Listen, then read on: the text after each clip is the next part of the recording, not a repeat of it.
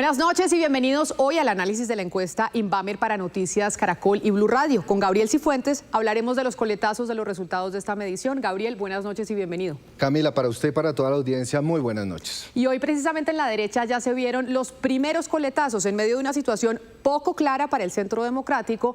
Ese partido, a través de este comunicado, sacó de la consulta a Miguel Uribe Londoño, papá del fallecido Miguel Uribe Turbay, argumentando que se iba a la campaña de Abelardo de la Espriella, algo que Uribe Londoño posteriormente negó.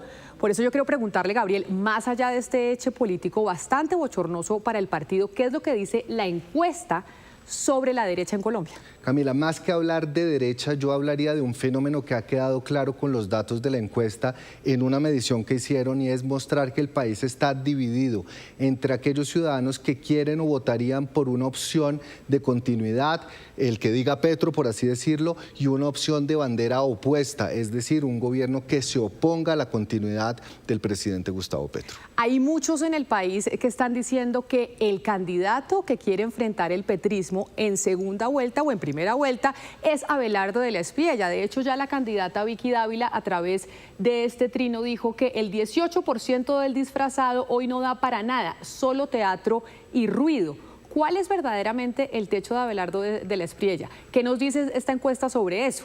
En ese dato particular, el 46% de los encuestados señalaba que votaría en contra de la opción del gobierno. Sin embargo, cuando nosotros vemos los datos desagregados en el escenario de segunda vuelta, Abelardo de la Espriella está por debajo de ese techo del 46%, por debajo de 10 puntos, mientras que Iván Cepeda supera el techo de la izquierda. ¿Qué quiere decir eso? Que en ese 46-50% de ciudadanos que votarían en contra de la opción del gobierno, Abelardo de la Espriella no lograría capturar a todo ese electorado, e incluso podría haber electores de oposición o de derecha que voten en contra de Abelardo y a favor de Iván Cepeda. Abelardo no logra capturar todo el antipetrismo, pero entonces Sergio Fajardo sí lo lograría, que es el otro que aparece en los primeros lugares. Efectivamente, Camila, Sergio Fajardo genera mucha menos resistencia, y el panorama que vemos en el escenario de segunda vuelta entre Iván Cepeda y Sergio Fajardo es mucho más parecido a lo que los ciudadanos contestaron en esa pregunta, y es decir,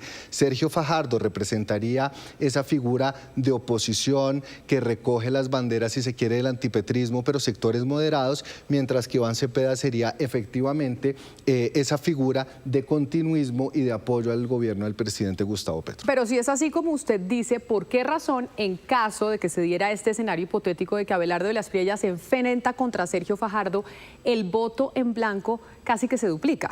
Justamente, y ese es un poquito el trauma que hay en lo que consideramos la oposición o la derecha, y es que Abelardo de la Espriella y Sergio Fajardo hacen parte de ese bloque de candidatos de oposición que se oponen al gobierno, que han criticado las políticas del presidente Gustavo Petro, y ahí seguramente generarían mayor resistencia frente a sectores progresistas o de izquierda que consideran que un voto frente a Fajardo o frente a Abelardo de la Espriella sería un voto frente a sectores de la centroderecha o de la derecha. Es por eso que en el caso del voto en blanco, en este escenario se duplica frente al voto en blanco en los escenarios que acabamos de ver. Pero ya que menciona el progresismo, hablemos entonces puntualmente de Iván Cepeda. Y es, con los números de la encuesta, ¿le alcanza a Iván Cepeda para irse solo a primera vuelta y no hacer una consulta interpartidista en marzo e irse con el Frente Amplio? ¿Y le conviene políticamente? Matemáticamente Iván Cepeda podría ir directamente a primera vuelta, tiene un resultado abultado,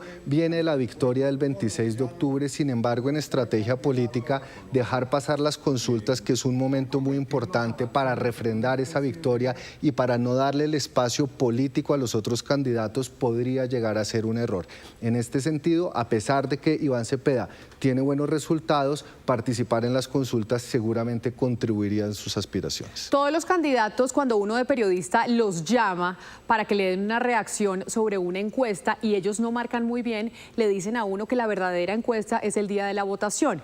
¿Estos resultados que conocimos anoche son definitivos con miras a las elecciones presidenciales del 2026? Absolutamente no, Camila. Los que estudiamos política sabemos que una semana es largo plazo en política. Gabriel, pero si eso es así, entonces usted le diría a los candidatos que marcan menos del 2% en esta encuesta, que son 22 de los 30 que medimos, que deberían seguir adelante con sus campañas porque todavía nada está escrito. Vea, hay campañas en donde candidatos que han comenzado con el 1 o 2% han terminado en la presidencia. Sin embargo, el problema no es cuánto marcan. El problema es que en ese sector de la oposición hoy en día hay una fragmentación y múltiples candidatos que no están marcando mucho, mientras que en la izquierda parece que ya cerraron filas y consolidaron la candidatura de Iván Cepeda. Mientras que en la izquierda parece que todo está arreglado, en la oposición y en la centroderecha todavía no se ponen de acuerdo. Y es esa fragmentación, esa dispersión, lo que nos está dando los resultados que vemos hoy en día. Muchas reuniones por estos días antes de que se acabe el año entre esas campañas. Gabriel, gracias. Camila, a usted y a toda la audiencia. Y hasta aquí llegamos con el análisis de esta encuesta de Invamer para Noticias Caracol y Blue Radio. La última encuesta de este 2025 antes del 2026, en donde tendremos elecciones presidenciales.